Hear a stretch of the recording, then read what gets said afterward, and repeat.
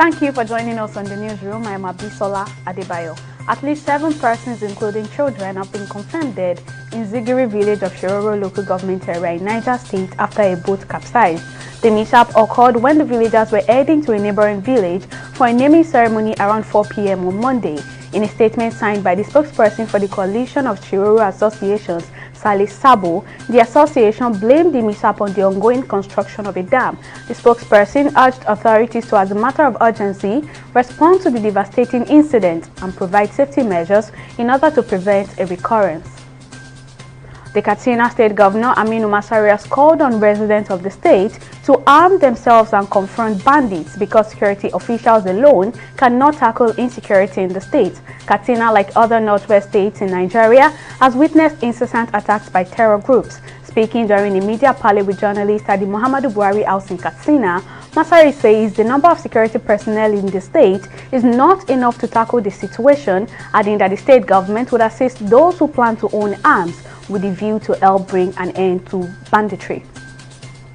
Preparations to conduct the long-awaited local government elections in Katsina State have reached top gear, with more than 70% of necessary logistics required now currently on ground. Governor Aminu Masari made this known on Tuesday at the Katsina Government House during a media chat with journalists.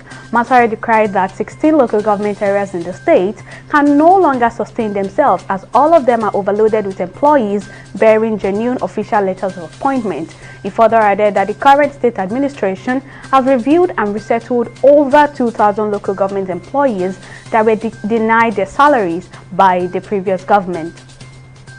A total of 512 children who tested positive to the coronavirus infection have been admitted to hospitals in England in the week leading up to Boxing Day. According to data released on the government coronavirus dashboard, 59 children under 5 were admitted to hospitals between Christmas Day and Boxing Day alone. The data also revealed that a further 50 children in the same age bracket were admitted in the 24-hour prior. The Office of the Auditor General of the Federation has queried the Federal Ministry of Agriculture for spending a total sum of 3.8 billion naira on the suspended Rural Grazing Area Scheme without a presidential approval or National Assembly appropriation. The federal government had introduced the RUGA scheme in May 2019 but was forced to suspend it in July of the same year due to the wide criticism that trailed it.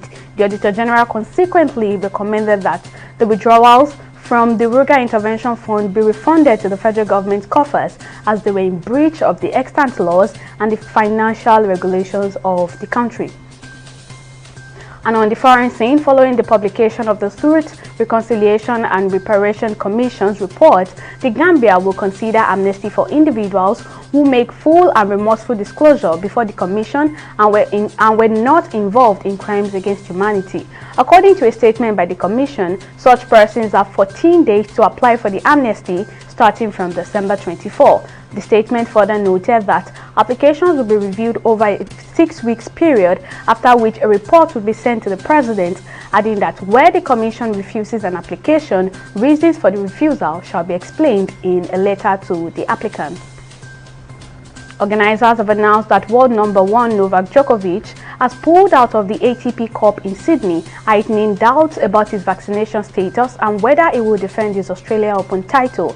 There has been intense speculation as to whether 34-year-old Djokovic will travel to Australia, having refused to confirm if he has been inoculated against the coronavirus. The 9-time Australia Open champion could win a record 21st Grand Slam title if he plays at Melbourne Park next month.